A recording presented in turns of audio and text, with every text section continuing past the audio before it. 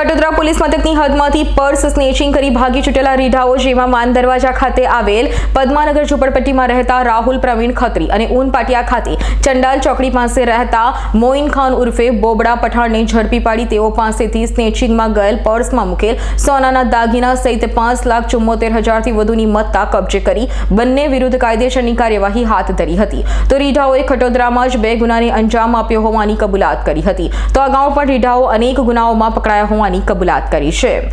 2 દિવસ પહેલા સુરત સિટીના ખટોદરા પોલીસ સ્ટેશન વિસ્તારમાં ઉદના દરવાજા પાસે ફ્લાયઓવર ઉપર સવારમાં 6 વાગ્યાની આજુબાજુમાં એક સ્નેચિંગ થઈ હતી, જેમાં ફરિયાદી જો લેડી છે એ ઓટોમાં જઈ રહી હતી અને ત્યાંથી પસાર થતા એક સ્પ્લેન્ડર બાઇક ઉપર 2 સ્નેચરો હતા, તે એના બેગને ઝડપીને જતા રહ્યા।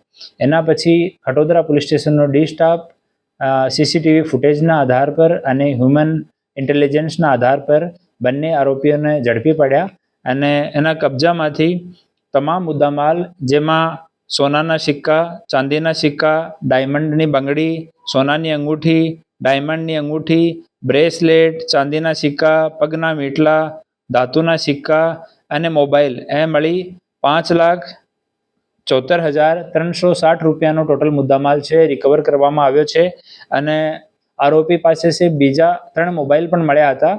એની ચકાસણી કરી તો બીજી સ્નેચિંગ પણ કરી હતી સેમ આરોપીઓ। તો આરોપીઓના વિરુદ્ધમાં ખટોદરા પોલીસ સ્ટેશનમાં એક બીજો ગુના પર નોંધવામાં આવ્યો છે અને બંને આરોપી, જેમાં પહેલો આરોપી જો છે મોહન ખાન ઉર્ફે બોબડા સરવર ખાન પઠાણ, ઊન પાટિયા વિસ્તારનો રહેવાસી છે અને એના વિરુદ્ધમાં આ ગુના સહિત 9 ગુના દર્જ છે અને 1 વખત પાસામાં બી જેલ કાઢીને આવ્યો છે। અને બીજો જો આરોપી છે રાહુલ પ્રવીણભાઈ ખત્રી ઉર્ફે ચિંદી, માન દરવાજા પાસે રહે છે અને આ પર બી 2 ગુના દર્જ છે। Bureau report S9 news, Surat.